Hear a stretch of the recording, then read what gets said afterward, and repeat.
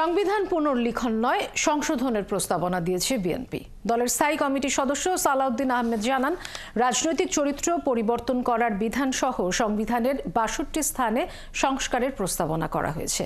এদিকে দ্রুতই সব অংশীজনের সঙ্গে আলোচনা শেষে সরকারের কাছে সুপারিশ দেওয়া হবে বলে জানিয়েছেন সংবিধান সংস্কার কমিশন প্রধান অধ্যাপক আলী রিয়াজ। আরও জানাচ্ছেন শফিকুল হক।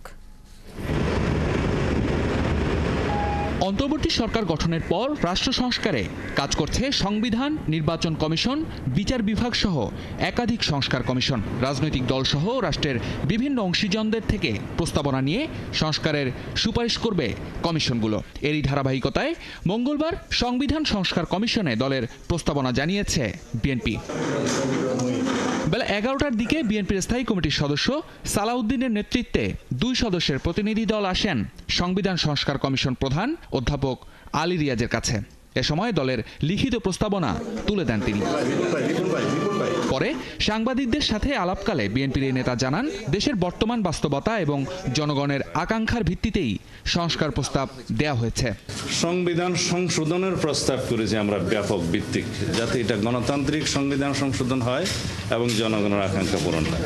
প্রজাতন্ত্র, নির্বাহী বিভাগ, বিচার বিভাগ, আইন বিভাগ সহ এবং নির্বাচন কমিশন সহ সর্বত্র তফসিল সহ মোট ৬২টি জায়গায় আমরা বিভিন্ন রকমের প্রস্তাব সংশোধনী সংযোজনে আমরা করেছি।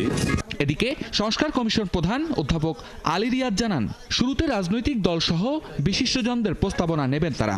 পরবর্তীতে সংযোজন, বিয়োজন বা পুনর্লিখন যেখানে যে ধরনের সুপারিশ প্রয়োজন হবে তা তারা নির্ধারিত সময়ের মধ্যেই করবেন। আমরা সংস্কারটাকে বড় অর্থে দেখছি আর কি, তাই না? শুধুমাত্র একটি কেবল সংযোজন হবে, কেবল বিয়োজন হবে, কেবল পুনর্লিখন হবে, আমরা তা বলছি না। আমাদের সময় দিন, এটা বলছি এই কারণে যে আমরা সকলের মত শুনছি, সকলের মত সংশ্লিষ্ট করে তাদের মতের সারাংশ নিয়ে কিছু সুপারিশ আমরা তৈরি করতে পারবো এবং সেটার জন্য একটু অপেক্ষা করুন। সংবিধান সংস্কার নিয়ে কমিশনের অফিসিয়াল ওয়েবসাইটে এখন পর্যন্ত প্রায় ৪৮,০০০ মতামত জমা পড়েছে। এছাড়া ২৮টি সংগঠন, সুশীল সমাজের ২৩ জন প্রতিনিধি, ৫ জন সংবিধান বিশেষজ্ঞ এবং ১০ জন তরুণ চিন্তাবিদের সঙ্গে মতবিনিময় করেছে কমিশন। শফিকুল হক, ৭১, ঢাকা।